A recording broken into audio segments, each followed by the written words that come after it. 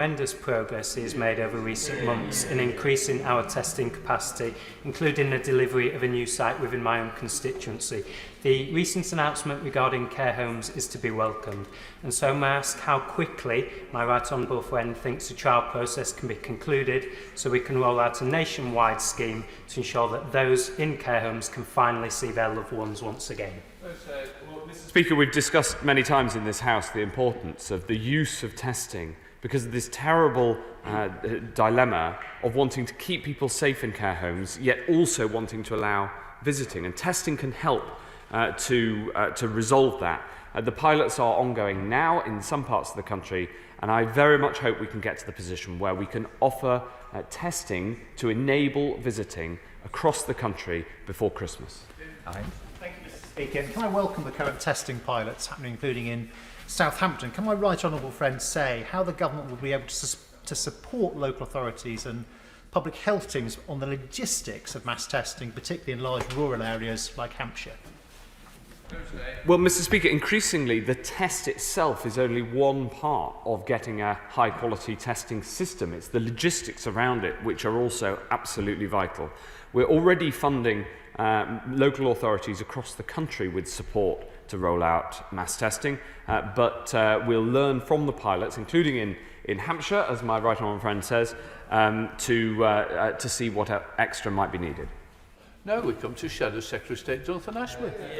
Mr. Speaker, testing, backed up by tracing and isolation, is key to avoiding further lockdowns. Now, yesterday at his press conference, we heard that Tier 1 has had very little effect and that the tiers must be strengthened.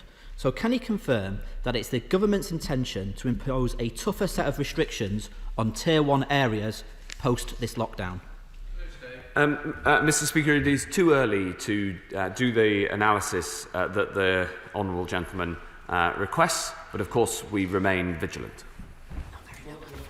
We'll soon be asked to make a decision on the future of the lockdown, so the earlier we get that information, the better. Now, testing is crucial. Testing for NHS staff is crucial for dealing with the backlog in NHS care. Last week we learnt that 139,000 people are waiting beyond 12 months for treatment. We now know that 252,000 people are waiting beyond 18 weeks for orthopaedic surgery. This is often hips and knee replacements. 233,000 patients are waiting beyond 18 weeks for eye surgery.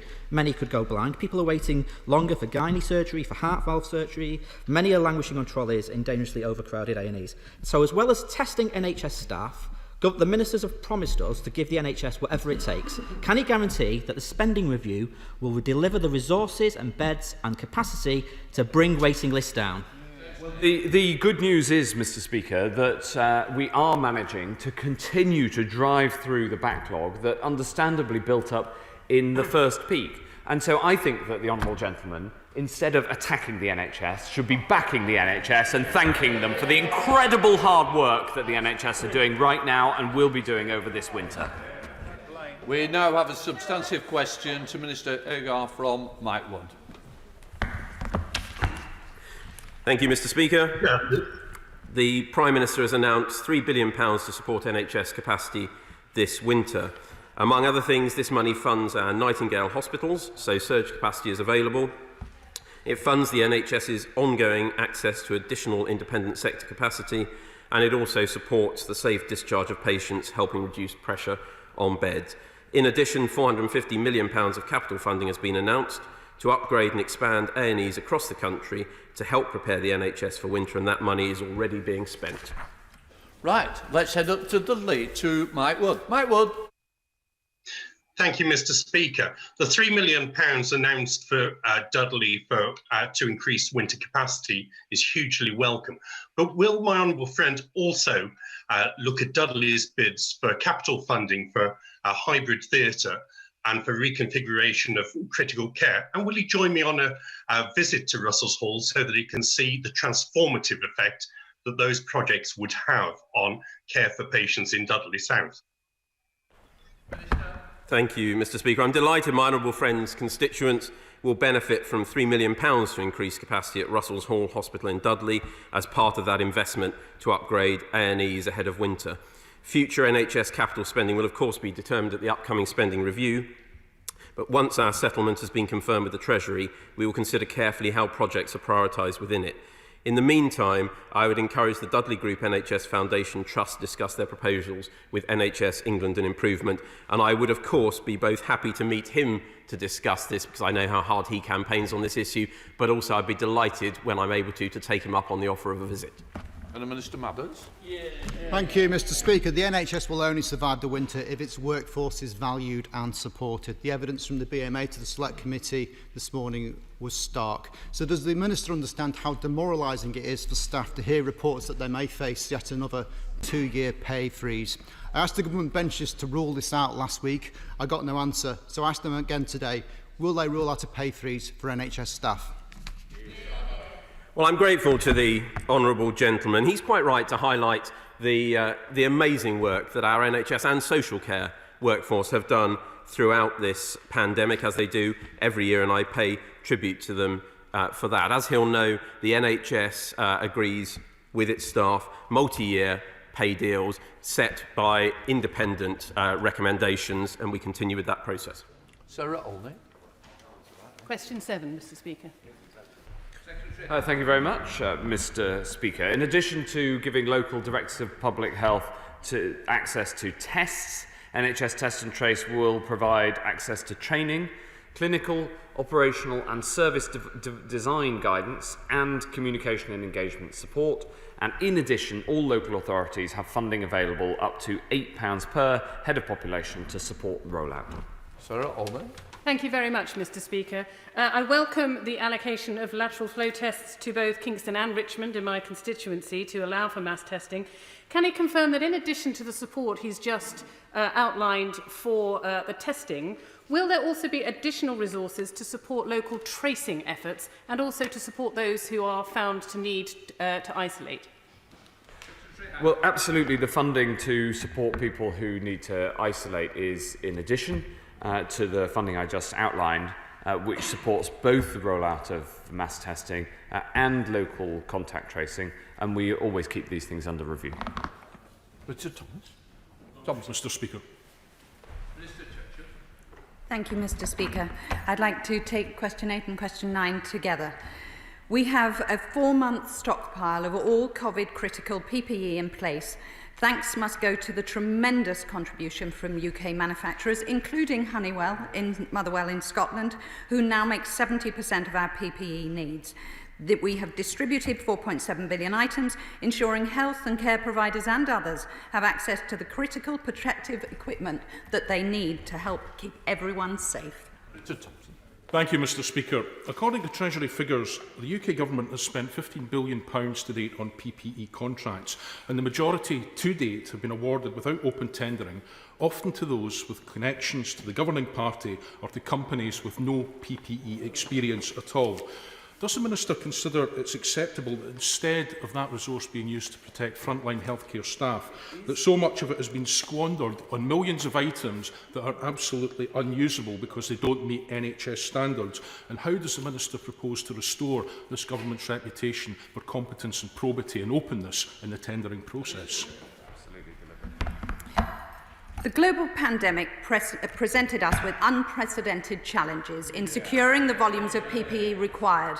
We moved swiftly in order to make sure that we kept people safe. We procured goods and services and worked with extreme urgency in accordance with procurement rules and Cabinet Office guidance. All offers were prioritised based on volume, price, clinical acceptability and lead time. I am happy to reiterate we have 4 months' supply. Martin Day. Thank you, Mr. Speaker. The UK Government removed the zero VAT rating for PPE on the 1st of November, increasing costs by 20%. Now, social care and other frontline services are already having to pay higher prices and to buy larger quantities of materials. So why is this government making it even more expensive to protect key workers during what is the second wave of COVID? Here. I'd like to thank the honourable gentleman. In the main, many of our frontline operators are getting it free. Social care, general practice, dentistry, optometry, etc. The relief was designed specifically to relieve the burden of VAT on sectors particularly affected by coronavirus while supply didn't match demand. Now the government is able to supply COVID-related PPE to across all sectors. The burden of VAT will still not fall on frontline providers, for all COVID-related PPE and demand will be met. Most businesses that make taxable supplies can recover the VAT that they incur on purchases of PPE as business expenses. They will therefore be able to reclaim all VAT after the 31st. But I would reiterate, the majority of frontline healthcare, it is free. Shadow Minister Dr Arlington. Thank you very much, Mr Speaker. The price of an FFP2 mask bought by the government increased by 1,400% in just 6 weeks to the end of May, and gowns by 350%.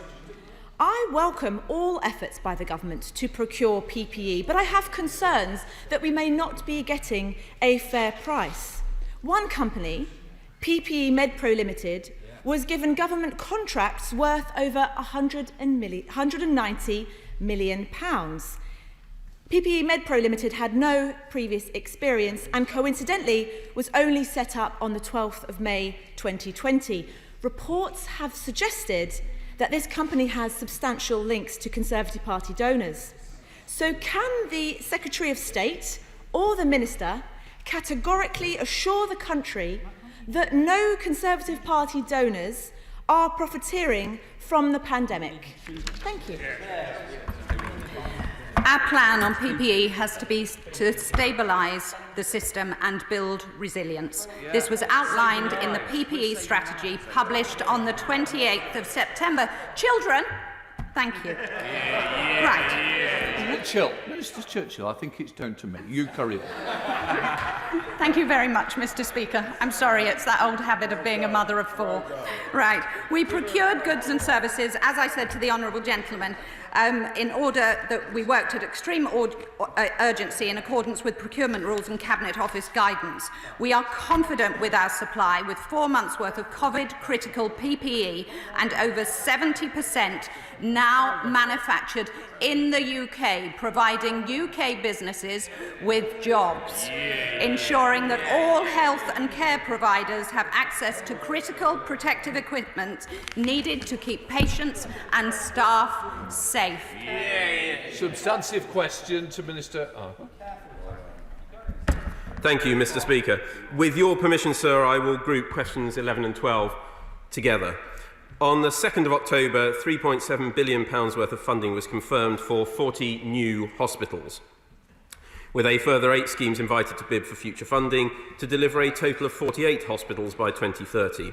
4 in the programme are already in construction, 3 others have commenced early enabling works on site. The hospital building programme is, of course, in addition to significant upgrades to 20 hospitals, which will be complete by March 2024 and part of a wider programme of investment. Head to Ludlow with Philip Dunn. Philip Dunn. Thank you, Mr Speaker. I'm very grateful to the Minister for those clarifications, which I obviously welcome this programme. But before he came into office in March 2018, his department allocated £312 million for a major capital programme at the Royal Shrewsbury Hospital and the Princess Royal Hospital in Telford.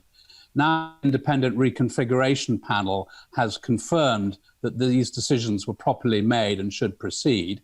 The Trust is seeking approval from his department for advance of funds for enabling work by architects, structural art. Can he confirm when this requested £6.3 million will be forthcoming? Thank you, Mr Speaker. Well, I'm pleased to confirm to my right honourable friend, a distinguished predecessor of mine in this office, at this dispatch box, that £6 million worth of funding has been approved in principle, allowing Shrewsbury and Telford Hospital NHS Trust to develop their plans and produce a business case for this scheme. The department will continue to work closely with the Trust to understand how the right support can be provided centrally to develop an affordable case for the overall scheme and to maximise the impact of this funding, and I will be writing to my right honourable friend with more detail later today. Mr Speaker, the independent reconfiguration panel overwhelmingly backed the plans for the development at the Epsom St Helier Trust. Does my honourable friend agree with me that the Labour Party should take away the threat of a JR and allow this investment to take place so that my constituents and the constituents of South West London can benefit from greater access and greater quality healthcare? Thank you, Mr. Speaker. Well, I'm delighted that my right honourable friend, the Secretary of State, recently gave these plans the green light following independent advice from the IRP, and I'm pleased that this will mean my honourable friend's constituents, and indeed many others, will benefit from a new state-of-the-art NHS hospital in Sutton. Patients and the public will now be engaged in shaping the detail of the new services, and I would encourage all local people to participate positively in that process, and the Council and others to get behind this scheme and this record investment by this government in his area. Number 13, please, Mr. Speaker. Thank you very much, Mr. Speaker. I have regular discussions with the Chancellor of the Exchequer and others. The best strategy, both for health and the economy, is to suppress the virus, supporting the NHS and the economy until a vaccine can make us safe. I thank Mary Atterbury for that answer. The economic effects of the lockdown on the hospitality sector particularly is very severe. In large constituencies like Thirsk and Malton, the infection rate can vary significantly across different districts. When he moves the allocation of back to a tier system on December the 3rd, would he look at allocating these by districts rather than by county to keep the economy as open as possible? Well, throughout the process of the tiered system, we've always looked at a level of granular detail, whether that be district council level or indeed at ward level in some cases, to make sure that we have the appropriate measures in the appropriate places. Whilst it's too early to say exactly how we'll proceed from the 3rd of December, Mr. Speaker, that's a commitment that I can make to my honourable friend. Let's head up to Scotland to SNP spokesperson Dr Philippa Whitford. Dr Whitford. Thank you very much, Mr. Speaker. As I have highlighted previously, COVID isn't just spread by droplets, but also by airborne particles. So good ventilation is key to reducing the risk of spread indoors, such as in hospitality. On the 20th of October, the Secretary of State agreed to speak to the Chancellor about removing VAT from ventilation and air purification systems to make them more affordable. Can he tell us what discussions he's had with the Chancellor and what was the outcome? Well, there has been work on promoting ventilation in government. The Honourable Lady is absolutely right that ventilation is important and that the scientific evidence on the aerosol transmission of coronavirus that evidence has strengthened over recent months. Turning to Dr Whitford, Dr Philippa Whitford. Thank you very much, Mr. Speaker.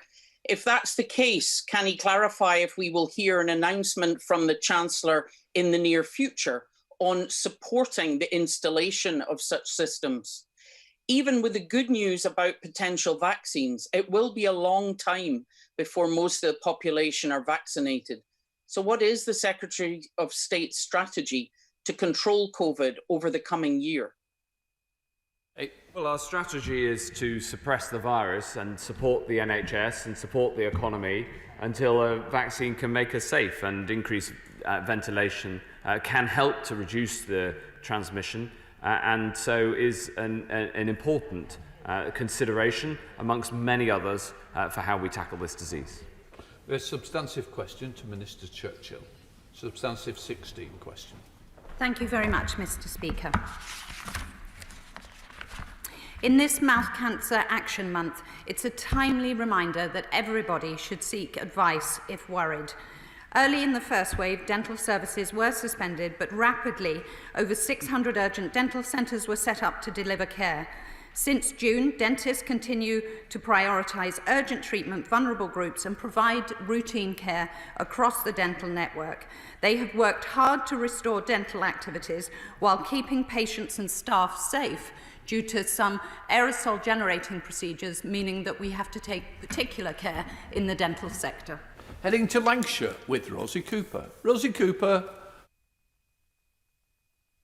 Thank you, Mr. Speaker.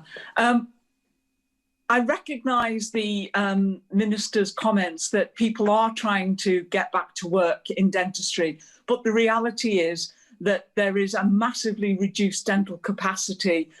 Routine dental work is not going ahead as easily as people might imagine. And dentistry also plays a vital role in identifying mouth cancers.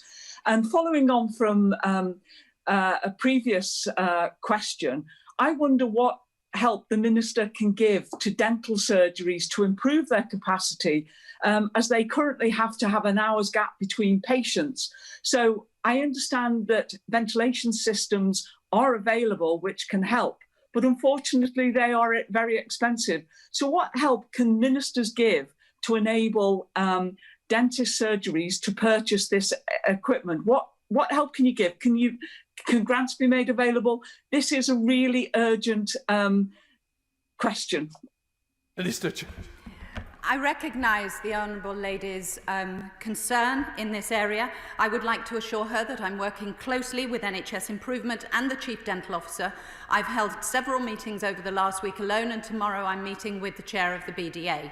Some of the areas of challenge that she articulates, like fallow time and so on, are things that we are actively working at pace on, and as well as looking at specific testing solutions for dentistry. But we are also looking at the issue of ventilation, and I would be happy to report when further work has been achieved.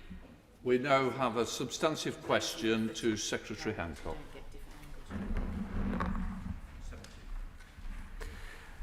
With your permission, Mr. Speaker, I'll answer questions 17 and 18 together. Yesterday, the House will know that we secured 5 million doses of the Moderna vaccine. So we've now secured access to 355 million vaccine doses through agreements with 7 separate vaccine developers, and we've secured this for the whole of the UK. Heading down to Cornwall with Cheryl Murray. Cheryl Murray.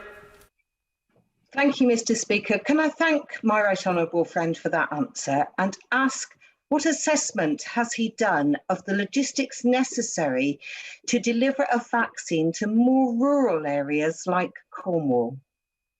Mr. Speaker, we've done a huge amount of work. The deployment of a vaccine is, of course, being led by the NHS, who reach into all parts of the UK. And our principled approach is that we will deploy the vaccine according to clinical need in every single part of the UK at the same time. And that, of course, includes rural areas. There's a significant amount of work that's gone on in how best to deploy to rural areas, especially because some of the people who clinically will need to get the vaccine first also are those who might find it most difficult to travel. So it's a very, very important question on which a huge amount of work is being done. Let's head to North Wales with Rob Roberts. Rob Roberts. Thank you, Mr. Speaker. I thank my right honourable friend and fellow One Nation Conservative for his hard work and that of his department in these impossible circumstances this year. Mr. Speaker, Kate Bingham and the Vaccines Task Force have done an amazing job in securing so many doses of vaccines as and when they come available, which will be centrally procured by UK government and equally available across all parts of our United Kingdom. Does my right honourable friend agree that this shows the power of all parts of the UK speaking with one voice and working together for the good of our entire union? Mr. Speaker, I feel very strongly about this, and I agree very strongly with my honourable friend that we should take forward this vaccine, and we should ensure that it is available fairly and equally across all parts of our United Kingdom. Of course, it will be deployed in each of the devolved nations through the devolved NHS, and I've been working closely with my counterparts, and the NHS has been working, the 4 NHS organisations have been working together. But ultimately, let us hope that should a vaccine become available, because we still don't have one authorised yet, but should one become available, it will be a moment at which the whole country can come together in support of making sure that those who are clinically most vulnerable will get support first wherever they live. David Collins. Mr. Speaker, question 19. Mr. Speaker, the Culture Secretary and I discuss regularly with social media platforms the action that's needed to tackle vaccination disinformation online. I'm encouraged by the fact that social media companies who have attended meetings with us have agreed to commit to the principle that no user or company should directly profit from COVID-19 vaccine disinformation, and to ensure a timely response when we flag such content to them. David Collins. It's obviously tremendous news that the vaccines will be available and people in the UK may be amongst some of the first in the world to receive it. But it's important there's public confidence in the vaccine. The anti-vaccine movement is damaging, it's a threat to public health. And does he agree with me the social media companies should not just be taking down anti-vaccine material when they're notified of it, but proactively looking for it on the internet and removing it themselves? Yes, absolutely. A critical part of tackling disinformation is providing the accurate, fair and objective positive information. And my right honourable friend is absolutely right about this point.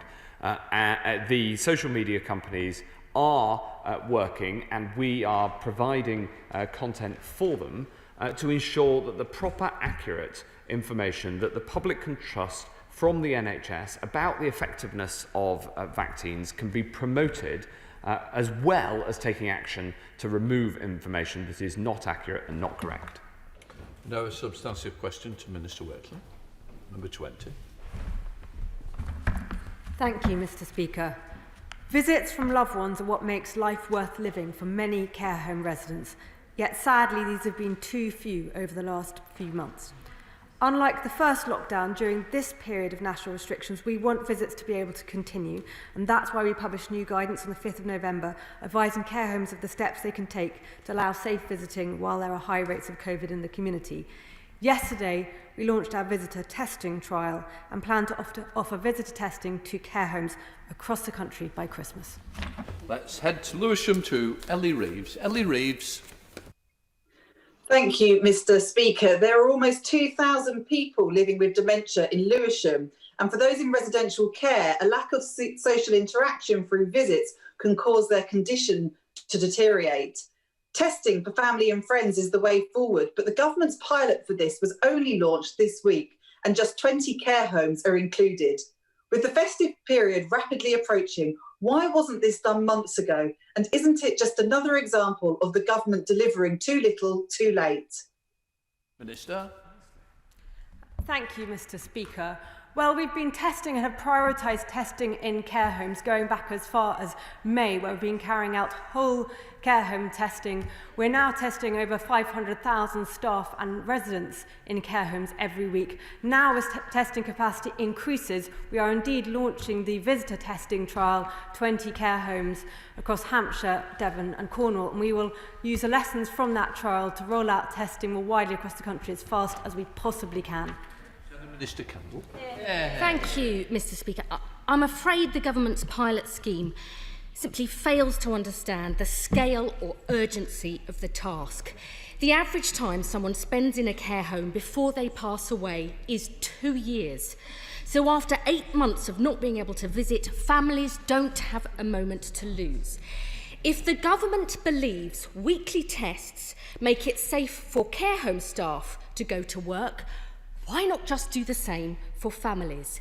So will the Minister now agree that a proportion of the 157,000 tests that are currently spare capacity every day will be ring-fenced for family visits so we can safely bring all families back together in time for Christmas? Thank you, Mr. Speaker. Look, I absolutely want to enable relatives to go and visit their loved ones in care homes. But we do have to remember, we're against a backdrop. COVID is incredibly cruel to those living in care homes. We've seen outbreaks that have gone from one resident to across almost all residents within a few days, and staff also affected. So we have to get the balance right. We have to make sure that we do this in a way that is safe to residents and staff. That's why we're carrying out the trial, to learn the lessons so we do it right, and so we can then safely roll out testing and more visiting across the whole country. We know a substantive question to the Secretary of State. Mr. Speaker, the Liverpool pilot will help inform a blueprint of how mass testing can be achieved and how rapid testing can be delivered at scale. And we're now making mass testing available right across the country. We now go to South Derbyshire. Heather Wheeler. Heather Wheeler. Thank you very much, Mr. Speaker. I thank my right honourable friend for his reply. Can I ask my right honourable friend to agree to extend the pilots for rapid testing to the whole of Derbyshire and Derby to give the pilot real worth to compare our semi-rural area with the urban area of Liverpool? Thank you very much, Mr. Speaker. Well, we are now issuing test kits to 84 directors of public health across the country, and I'm very happy to work with Derbyshire and Derby to make sure that their request and my honourable friend's request is taken up, and we can make this happen. Angela Riedel. Thank you, Mr. Speaker. Vaccinating the entire country is going to 23, sorry. Thank you very much, Mr. Speaker. On top of the positive news this week of 2 vaccines, a COVID vaccine will only be deployed once it's met robust standards on safety, effectiveness and quality through clinical trials and approved for use by the MHRA or an appropriate regulatory body. The government has asked the NHS to be ready to deploy any safe, effective vaccine as soon as available. Distribution arrangements must be flexible, include the makeup of the workforce needed to rapidly deliver a vaccination programme, training requirements, consumables and any supporting infrastructure. The key point, though, is the government has been clear it will do everything it needs to do to roll out a successful vaccine. Thank you, Mr. Speaker, and I thank the Minister for that question. Does she agree with me that this is going to be a mammoth logistical effort, not only to do a vaccination style thing as we do every year with the flu, but to include everybody? And also it looks, Mr. Speaker, like vaccines to be effective may have to have 2 injections rather than 1, which doubles the number. So can she give any view at this stage, given the logistical efforts that are going in, how long it will take, in her opinion, for us to be able to safely vaccinate everybody in the country? So thank you very much, Mr. Speaker. Firstly, I would like to place on record my enormous thanks to Liverpool and its local leadership in how it has helped us both with repatriating from Wuhan, with the mass testing, and I am sure, once again, Liverpool will step to the fore with any help that we might need for deploying the vaccine. We will deploy it as fast as it is. There is a process. We have to know it's safe through the regulatory framework. We then have to know that as it arrives from the manufacturers, we can distribute it at pace. We are aiming to do that, and every sinew is being strained to make sure we can deliver as swiftly as possible. The entire population wants to get on with living a normal or a more normal life. Sir David. 24, Mr. Speaker. Thank you, Mr. Speaker. Sadly, COVID is cruel to care home residents, and outbreaks are hard to prevent and control, especially when COVID rates are high in the surrounding community. As set out in our winter plan for adult social care, we have a regime of regular testing for staff and residents, are supplying PPE to care homes, have been offering training in infection prevention and control, backed up by CQC inspections, and are providing £1.1 billion to social care specifically to go towards the costs of infection prevention and control. Sir David. My honourable friend has already touched on this subject, but as she will be aware, since April, many people have not been able to visit relatives and loved ones in care homes. So will she tell the House again, please, what is being done to improve testing, roll out the vaccine for flu to make sure that these visits can resume safely after the latest lockdown? I thank my honourable friend for his question, and he is indeed a great advocate for the care sector, for those who receive care and the workforce in the South End West. Yesterday, we launched a trial of visitor testing and plan to offer this to care homes across the country during December. To his question about flu vaccinations, this year we are carrying out the biggest ever flu vaccination programme. So far, the majority of care home residents have been vaccinated, but there's further to go for care staff. And I would urge any care worker who's yet to have the flu jab to make sure they get it over the next few weeks. Somewhere. Question 25. Thank you, Mr. Speaker. Our winter plan sets out what we are doing to support adult social care during the second wave of the pandemic, including supplying free PPE to meet social care's COVID needs across domiciliary care, daycare services and personal assistance, as well as to care homes, and includes a further £546 million of funding for the Infection Control Fund, bringing the total we're providing to social care for infection control to £1.1 billion. Somewhere.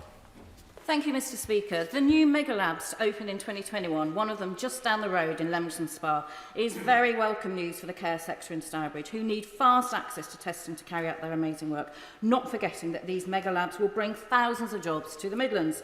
The UK is already #1 in Europe for testing capacity. With these new labs on stream, it will double again. Will my honourable friend commit to prioritising the social care sector in this new capacity? Minister. Thank you, Mr. Speaker. To her question, the answer is yes. Adult social care has already been at the front of the queue for testing. Care homes in Stourbridge and those across the country have had whole care home testing since May. We've now sent out over 13 million test kits to care homes. Every week we're testing over 500,000 staff and residents, with nearly 90% of results back within 72 hours. And I will continue to make sure social care is a priority, going beyond care homes to include domiciliary care and supported living as we increase testing capacity. Number 26, Mr. Speaker. The indirect impact of Covid-19 has been significant for pregnant women and their young families. Yes, I'm sorry, Mr. Speaker, I'm taking 26 and 27 together. Sorry, I thought one had been withdrawn. The impact of Covid-19 has been significant for pregnant women and young families. Support for families is a priority, and it means short and long-term harms can be prevented, and health visiting teams have continued to support and prioritise high-need families. We have also gone to great lengths to ensure that informal support networks who have been there in the past to support mothers and young babies can remain and provide the support that they were unable to do during the first wave. I know my honourable friend is very well aware of the desire of new families to return to face-to-face services just as soon as possible. But does she agree with me that the amazing work of so many in the early years sector to deliver online and digital services at this incredibly difficult time must not be lost? So when we do return to face-to-face, we also need to capture all of the amazing learning of digital and make sure we can amplify support for new families that way. Mr. Speaker, I absolutely agree with my friend. First of all, may I pay tribute to the work that she has undertaken throughout her career with families, parents and young babies, and early years, particularly the first years of a child's life. And I'm sure the whole House on both sides anticipates with hugely anticipation. Sorry, what am I trying to say? We are very excited about receiving her review into early years and young families. And she's absolutely right. Using digital technologies has enhanced so many areas during both the first lockdown and throughout our time with COVID in mental health, but also with young families and children. And in a way, it's been a catalyst where we have embraced technology in all areas across health service delivery, and we are making sure that we continue to do that and we do not lose the moment. Thank you, Mr. Speaker. Many low-income families have really struggled to make ends meet during lockdown. For families with babies under 1, they are only entitled to Healthy Start vouchers of £6.20 a week, which is not enough to buy any infant formula that I can find on the market. In Scotland, by contrast, is the equivalent of £8.50 per week for Best Start Foods in Scotland. The All-Party Group on Infant Feeding and Inequalities, which I chair, did a report into the cost of infant formula in 2018, which recommended the uprating of Healthy Start vouchers. Because with the cost involved in buying formula for families are watering down that formula or feeding their babies on unsafe alternatives. So will she urgently look at the uprating of Healthy Start vouchers to ensure that low-income families can claim their entitlement, because many do not? I will take away the Honourable Lady's comments and we will look at it. Gareth Bacon. Number 28, Mr. Speaker. Thank you, Mr. Speaker. And with your permission, I will group questions 28 and 29 together. The Government is supporting the NHS's ambition to continue to restore elective services for non-COVID patients whilst of course recognising the pressure on services from Covid-19 infection control, with September statistics showing services already restored to around 80% of last year's levels. 2.9 billion of additional funding has been made available from the 1st of October to manage ongoing Covid-19 pressures alongside recovering non-Covid activity levels. Thank my honourable friend for his response. Given the difficulties faced by the National Health Service due to Covid-19, what considerations are being given to additional initiatives or management of existing resources to address patient demand and break the backlog of non-Covid related treatments, such as diagnostic interventions for cancer? Thank you, Mr. Speaker, and I'm grateful to my honourable friend. The NHS is working hard to maintain elective activity as far as possible during the second wave, with extra funding as set out. As shown in published September data, hospitals are carrying out more than 1 million routine appointments and operations per week, with around 3 times the levels of elective patients admitted to hospitals than in April, with many hospitals innovating to get through their lists. For example, in Buckinghamshire, Oxfordshire and West Berkshire NHS STP, they've set up additional bespoke cataract units to deliver services. And of course, this is in addition to the use we've been making of independent sector sites to assist the NHS, with almost 1 million NHS patient appointments taking place within those facilities. Mr. Speaker, one of the adverse consequences of the first lockdown was that many people failed to seek treatment because they were afraid of the virus. But due to good planning and hard work, the staff of the Norfolk and Norwich University Hospital are able to treat COVID patients while still undertaking the normal work of the hospital. Does my honourable friend agree that the people of Broadland should continue to seek medical assistance when they need it, confident in the knowledge that it will be provided in a COVID-safe and effective manner? Thank you, Mr. Speaker. I share my honourable friend's fulsome praise for the staff at NNUH and the work they are doing. They have a very strong champion in him. And indeed, I pay tribute to all the health and social care staff who have worked so magnificently throughout the pandemic. I can wholeheartedly agree with everything he says. My right honourable friend, the Secretary of State, has been clear throughout this pandemic that anyone who needs medical help should continue to seek it in the knowledge that they will be treated in a safe, effective manner appropriate to their needs. To put it bluntly, Mr. Speaker, help us to help you. We now have Shadow Minister Norris to come. Thank you, Mr. Speaker. For cancer care, we're still dealing with the backlog from the first wave, but now hear of treatments being cancelled during the second wave. Extremely vulnerable, immunocompromised cancer patients need COVID-free wards and staff need regular testing. Similar backlogs to the first wave could be the difference between life and death. I ask this at every health questions, but am yet to receive a persuasive answer. What are the government going to do differently in order to restore cancer services? Well, I'm grateful to the Shadow Minister who always asks measured and sensible questions, so I'm grateful to him for that. And he's right to raise it, but I'm very happy for him to raise with me any specific incidents of where urgent cancer care is being cancelled in this current situation. We have worked extremely hard, as has the NHS, to ensure that treatments such as that and emergency and urgent treatments can continue. He asked what we're doing differently. We have learnt a huge amount, as has the whole country, over the past 6 to 9 months. We have increased capacity in our hospitals, and that's why, with the measures we have taken, we are able to continue far more surgery, far more treatments, and particularly cancer treatments, than we were able to in the first wave. Unfortunately, we do finish at 15:15, so I've got to start topical slightly late with Steve McCabe. Steve McCabe. Topical one, sir. Thank you very much, Mr. Speaker. Mr. Speaker, we're seeing major scientific advances that will help get things back to normal. First, we're expanding mass testing with the 2 mega labs that will add another 600,000 to our daily testing capacity.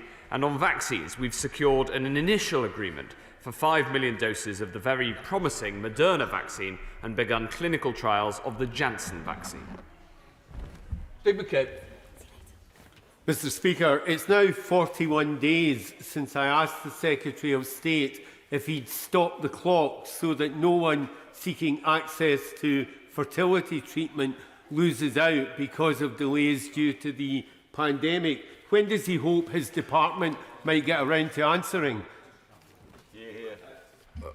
Well, of course, the provision of fertility services is across England happening in in the normal way in as many places as possible, but not everywhere because of the huge pressures on the NHS because of the second wave from COVID. As my honourable friend, the Minister of State, was just saying a moment ago, there are pressures on the NHS. There's now 15,000 people in hospital across the UK with COVID, but we are doing far more. The NHS is doing far more normal services that it wasn't able to do in the first wave. Chair of the Select Committee, Jeremy Hunt.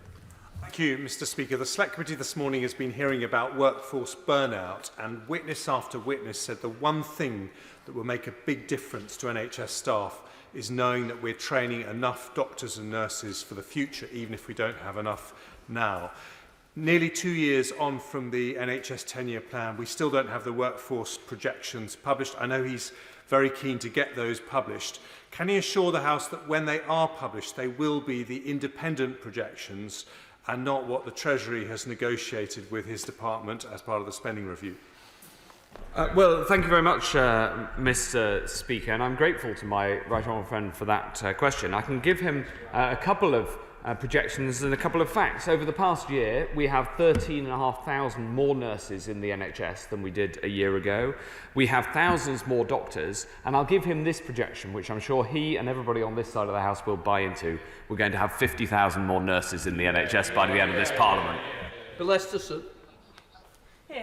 Many of my constituents have taken part in the Liverpool mass testing pilot, but they need to know that the tests being used are accurate, and reports in the Times suggesting very high levels of both false positives and false negatives are deeply worrying. So can the Secretary of State tell us what steps he is taking to make sure that the tests being used in mass testing are indeed accurate?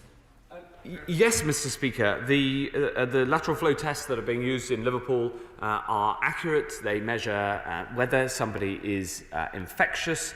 They have a very high specificity. We publish all of these statistics, having had them assessed at Porton Down in one of the best medical science units that there is across the whole world. So I can assure him, and through him, his constituents, that the lateral flow tests they get you a really quick turnaround, and they have a high degree of accuracy for whether you are infectious.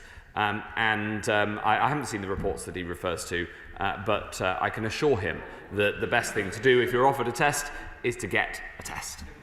We now go to West Dorset with Chris Loader. Chris Loader. Thank you, Mr. Speaker. I was delighted when the Secretary of State came to visit the Yetman Hospital in Sherborne at the end of last year. But my constituents in West Dorset are becoming increasingly concerned that the Yetman Hospital's minor injuries unit has been closed for too long in Sherborne. Could the Secretary of State confirm that the MIU will not be permanently closed and it will reopen at the first possible opportunity? Well, I'm very happy to meet my honourable friend and discuss with him how we can strengthen the services that are available, especially across Dorset, and especially because the population is quite isn't as dense as it is in some other parts of the country. We need to make sure that we get services out into the community rather than just in the big cities. Paula Barker. Thank you, Mr. Speaker. Our home care workers have gone above and beyond during this pandemic, and tragically they are some of the lowest paid workers in the entire labour market. Would the Secretary of State agree with me that there is a role for local government as the commissioners of home care services in strengthening enforcement of national minimum wage legislation, ensuring no home care worker anywhere is not properly paid for travel time between visits? Mr. Speaker, as a proud supporter of the introduction of the national living wage, which was done by the Conservative government, I am a big fan of the pay increases that we've seen for some of the lowest paid people in the country, including some of those working in social care, including the home care sector about which she speaks. National living wage legislation is not a nice to have, it is mandatory, and all employers must follow it. Thank you, Mr. Speaker. Can I thank my right honourable friend for all his incredibly hard work over these recent months. I'm delighted that Scunthorpe Hospital has received significant funding, which will help with those short to medium term pressures, but he will know that Scunthorpe is in need of a much more significant upgrade. When he's able, will he meet with me to discuss a way forward? Thank you. Yes, I'll be very happy to meet with my honourable friend. She has been a champion for Scunthorpe and supporting Scunthorpe Hospital. I'm really glad we've been able to make an investment into that hospital. I'm very happy to meet with her to talk about what more we can do. We now come to South Yorkshire with Dan Jarvis. Dan Jarvis. Thank you very much, Mr. Speaker. NHS Blood and Transplant has recently reported a dramatic reduction in some transplant operations. As one example, living kidney donations are down 3/4 on last year. So can I ask what steps the department are taking to ensure that patients who require an organ receive the life-saving operation they so desperately need? Yes, absolutely, Mr. Speaker. The right honourable gentleman and I share a passion for ensuring that organ donation is possible and is supported wherever it is needed. It's something that's very close to my heart through personal experience of a friend, I should say, not me. And I know that he has raised this and indeed driven a change in the law. I'm glad that the change in the law to an opt-out system has happened, but clearly during the first lockdown there was a slowdown in the number of donations. We don't want to see that, and there are more services available in the second peak of this coronavirus crisis, and I look forward to working with him and others to make sure that organ donation is as high as it possibly can be. Joe Gideon. Thank you, Mr. Speaker. The Royal Stoke University Hospital in my constituency has warned that the rising level of obesity is becoming an increasingly serious problem. With nearly 1 in 7 adults considered obese in Stoke-on-Trent Central, does my right honourable friend agree with me that tackling rising levels of obesity has never been more important for our public health and should remain a priority for our government? Yes, I do, and so does the Prime Minister. We feel very strongly about this. It's so important that we have the work across the country to tackle obesity, and COVID has only made that more urgent because we know of the link between obesity and risk of dying from COVID. So I look forward to working with my honourable friend and others to make this happen. Rachel Baskell. Mr. Speaker, York's contact tracing has proved to be incredibly effective, not just in its reach, but also in persuading people to isolate. However, they're not getting data through until around day 5 from when people are having a test. And of course, they could be so much more effective if they had that data on day 1. So will the Secretary of State look at York being a pilot to having immediate access to the data and the resources necessary to really get on top of this virus and lock it down? I'm very happy to work with the Honourable Lady and the Director of Public Health in York and obviously with NHS Test and Trace to make sure this link-up is as effective as possible. Jonathan Gillis. Thank you, Mr. Speaker. My right honourable friend will be aware that nosocomial spread is high in the NHS and that transmission is sometimes via staff. In order to help the amazing teams at the Royal Stoke University Hospital and Hayward Walk-in Centre, can my right honourable friend give guidance that stops substantive staff working bank, agency and locum shifts in other hospitals to help reduce transmissions? Well, I'm very happy to look into this idea and making sure, of course, we also have the availability of staff, which is critical. We've just had 2 questions from Stoke-on-Trent, Mr. Speaker. Can I just say how much I appreciate the work of everybody at the Royal Stoke, who I know are doing so much, and there are difficult circumstances there because of this second wave, which is quite significant in Stoke, and I want to thank everybody at the Royal Stoke for all the work they're doing. Send up to Scotland with Jamie Stone. Jamie Stone. Thank you very much, Mr. Speaker. Clearly, I was very pleased with the Secretary of State's answer last week to me that the vaccines would be rolled out on a needs basis. Now, clearly, as the House knows, I represent a vast and very remote constituency. What worries me is the thought of elderly and vulnerable constituents having to travel long distances to get the vaccine. Now, health is devolved in Scotland, but I wonder if the Secretary of State could tell me what proposal he has in England and Wales to take the vaccine to those people who are elderly or vulnerable? And would he share that methodology with the Scottish Government? Yes, I'd be very happy to do that. We're proposing roving teams to be able to get out into rural communities across England.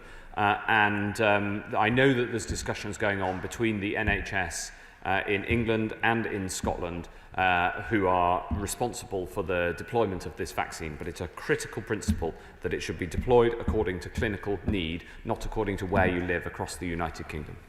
Let's head up to Greater Manchester with Mary Robinson. Mary Robinson. Thank you, Mr. Speaker. Whilst COVID has highlighted the value of our care workers, it remains generally low-paid, high-turnover employment.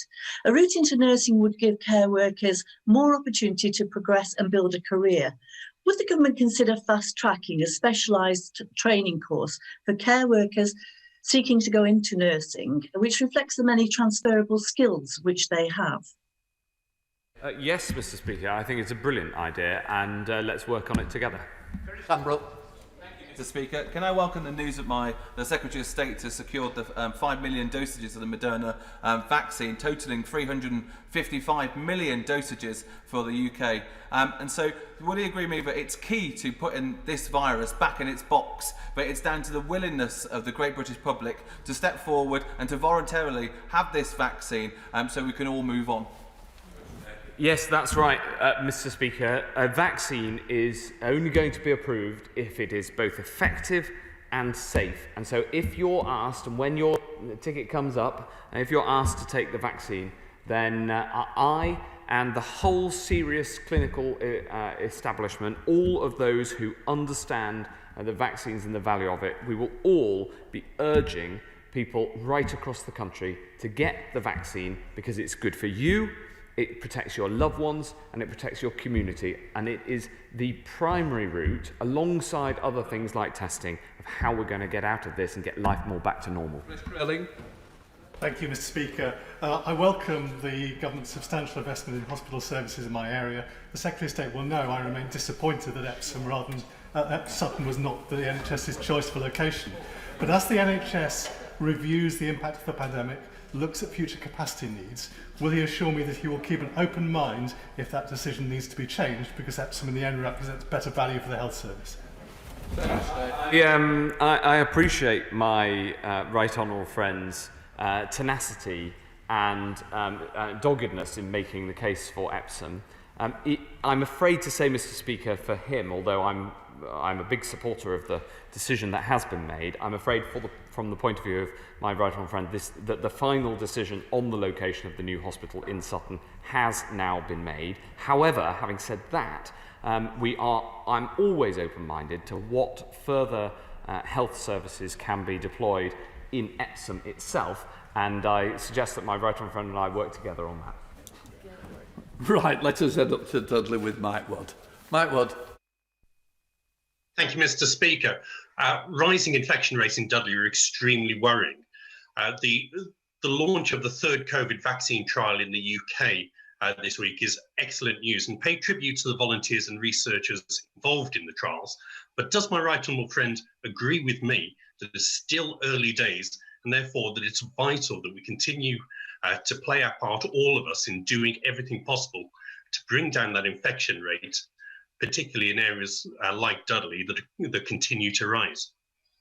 Yes, Mr. Speaker, vaccines couldn't be approved if there weren't volunteers who are willing to take them and play their part. And I want to end this session, if I may, Mr. Speaker, with a tribute to my PPS, the honourable member for Newquay, who himself, along with some other members of this House, is taking part in a vaccine trial and therefore doing his bit to make vaccines available to help everybody across this country. We know Dr Rupaha.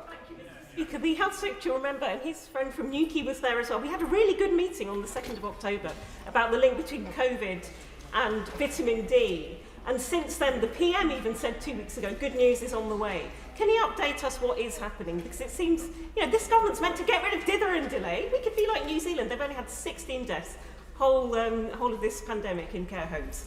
Can he do it? Well, yes, we are making progress on this and working on the clinical protocols. and I look forward to updating the Honourable Lady with more information when a final decision has been made. In order to allow the safe exit of honourable members participating in this item of business and the safe arrival of those participating in the next item, suspend the House for 3 minutes. Order.